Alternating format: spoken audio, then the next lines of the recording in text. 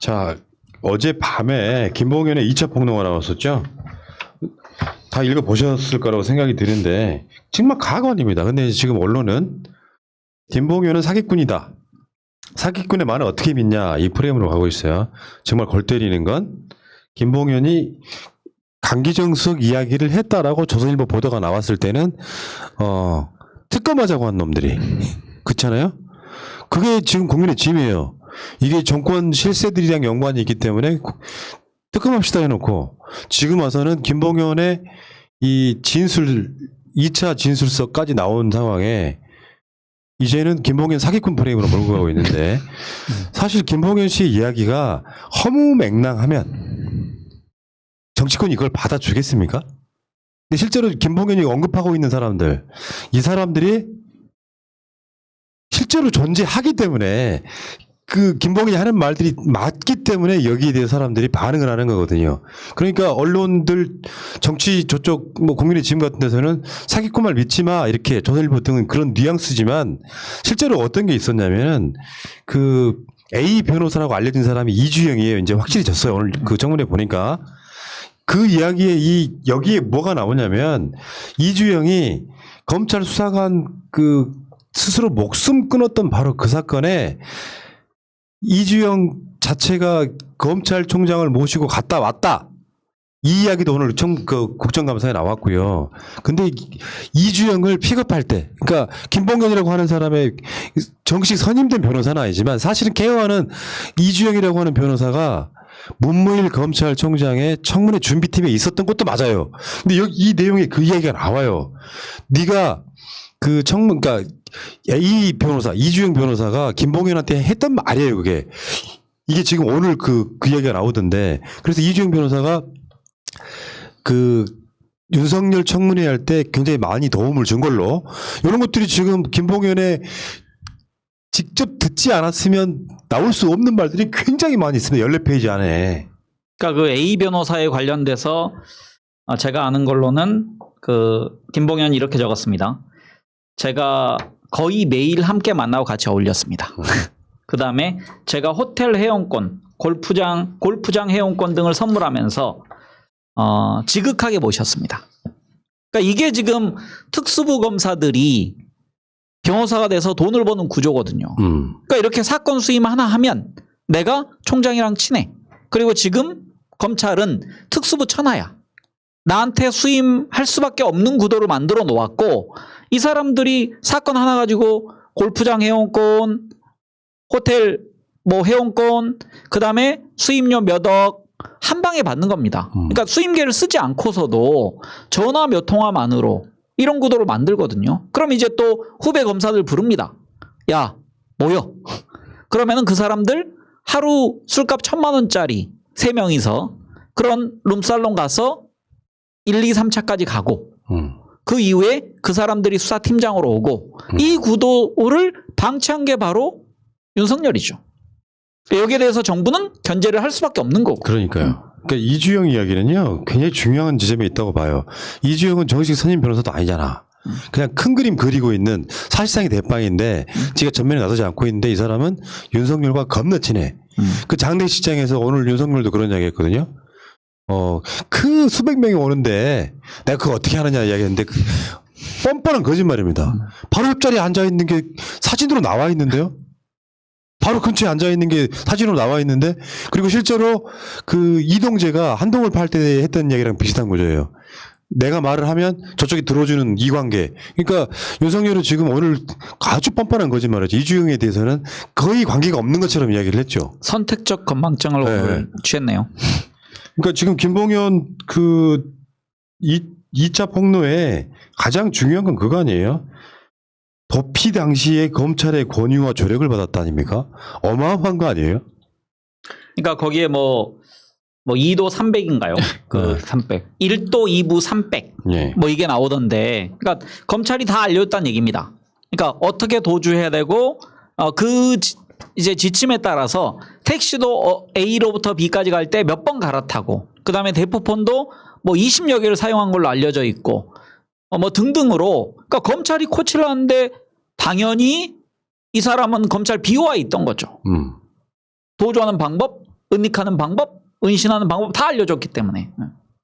그러니까 어쨌든 그 내용 앞에서 말씀하셨지만 진짜로 그 도피를 검찰이 주도했다라는 부분들이 이 사람이 4월 말쯤에 잡힌 걸로 제가 알고 4월 23일인가 그때 잡힌 걸로 알고 있는데 제가 그때 그 성북동에서 잡혔는데 같이 있었습니까? 아니 그건 아니고 제가 성북동에 살다 보니까 근데 어찌됐든 이게 사실이면 결국에는 검찰은 무언가를 지금 만들고 있었다 그때 당시에 제가 느끼기에 뭔가 터트리기 위해서 일단은 밖에 일단 너 있어 하면서 뭔가를 만들고 있다가 그게 실패하니까 야 일단 그냥 잡아들이자라고 해서 잡아들인 게 아닌가 뭐 음모론 쪽으로 얘기하는 거는 이게 들릴 수도 있겠지만 전 그렇게 생각을 좀 하고 있고 그렇게 말하잖아요. 말씀하신 것처럼 1도 2부 3백이라고 처음에는 일단 도망가고 그다음에 부정하고 그다음에 백을 사용해라. 그 백은 우리가 역할을 해주겠다. 뭐 그런 것이었던 것 같고 수사 상황을 생중계를 해줬다라고 하지 않습니까? 네. 뭐 전화나 문자 이런 걸 통해 가지고 그러면 그때 당시에 잡혔을 때도 제가 제 기억이 맞다라면 기억에 오류가 있을 수 있겠지만 되게 막 그 보통 사람이 잡히게 되면 뭔가 뭔가 반성하는 듯한 뭔가 이렇게 겁먹는 표정이었는데 그런 표정이 아니었거든요.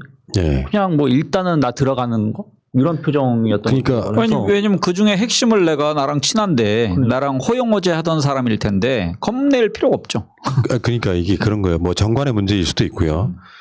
얼마 전까지 검찰에 있던 사람이야. 그게 윤석열하고 친해요. 만약에 그 사람이 일반 검사들하고 친한 거랑 경우가 다르잖아요. 수사팀 검사들 입장에서도. 그러니까 실제로 이 변호사한테 수사 상황이 실시간 중계된다고 생각해 보세요. 대비하기가 좋잖아요. 간단히 말하면 알아서 대비해 이런 거고. 그러니까 얘네들 입장에서 왜 검사들이 도주하고 이러는 것을 도와줬겠습니까? 받은 게 있으니까지. 더군다나 윤석열하고 이주영이 친하다는 것만으로는 그게 그런 결론이 안 나와요. 뭔가 일선 검사들한테도 뭔가 반대로 주는 게 있어야만 이게 삼위일체로 검찰총장하고 친한 사람이 실질적인 A 변호사고 그리고 얘네들 라임 쪽 입장에서는 검사들한테 술도 사고 뭐 윤대진 같은 경우는 지금 그랬다는 거잖아요. 수원지검에 있을 때 5천만 원 줬다 이런 얘기가 나오고 있는 거 아닙니까?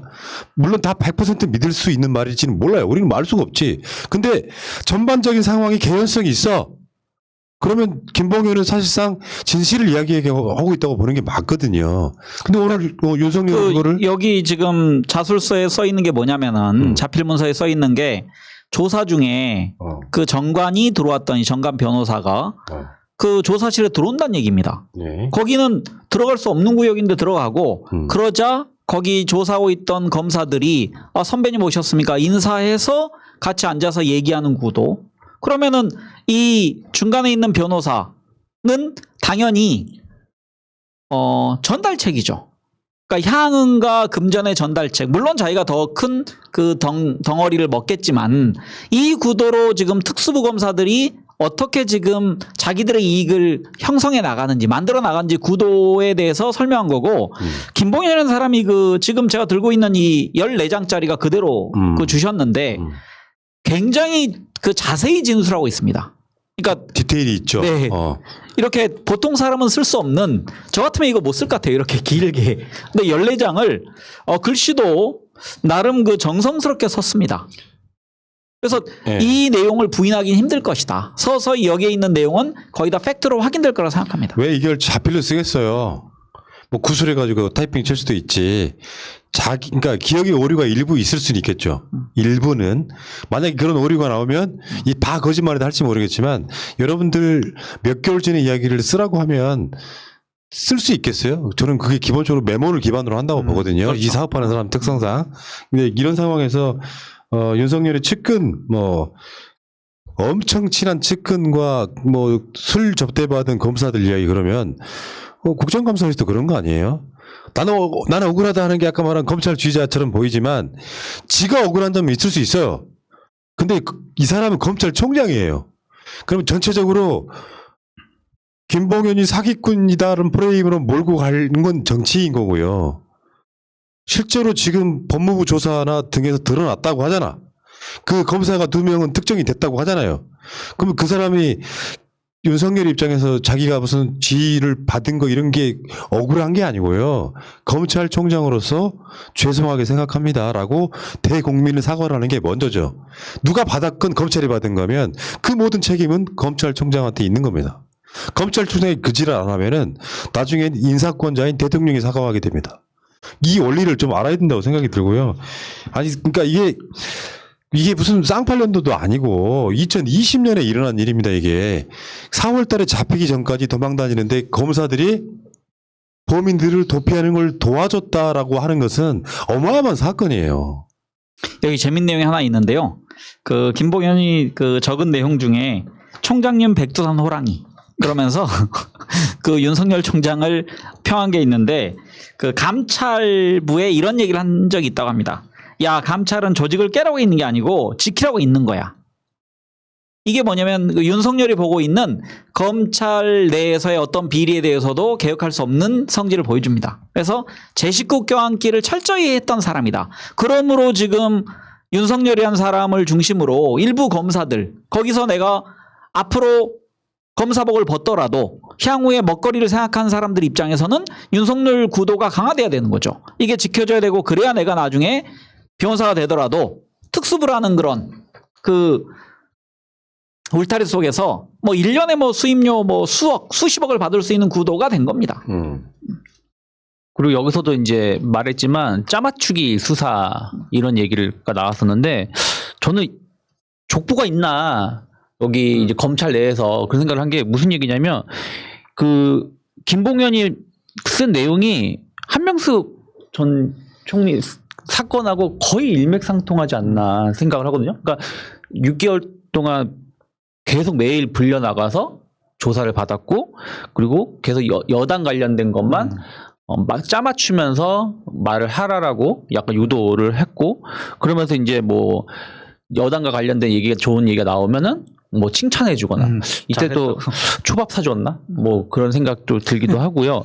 그러면서 이제 또 야당 의원들 얘기는 하면은 아 그건 좀 빼고 이런 식으로 했다라는 거 보고서는 정말 어떻게 족보가 있지 않은 이상은 똑같은 방법으로 똑같은 시나리오로 좀 시도를 했다라는 게 좀 그렇고 또 아까도 말씀하셨지만 정관예우 그 변호사가 오니까 뭐 자기들끼리 뭐 웃으면서 뭐 얘기했다 뭐 했는데 그때 순간 우병우가 생각나더라고요. 우병우 조사받으러 들어갔을 때 검사들 그 소파에 카메라에 앉아 있다가 우병우가 딱 들어오니까 딱 일어나서 인사하는 모습이 있었잖아요. 그 우병우 그 검찰 조사 받았을 때 완전 그런 거랑 똑같다. 그러니까 그 모습과 가장 그 대별되는 게 그 노무현 대통령이 검찰청사에 도착했을 때 그 검찰청 그 유리창문 속에서 당시 수사검사들이 누굽니까 그놈 그 집 많이 가지고 있는 놈 그놈 등이 그 웃고 있는 모습 그렇죠.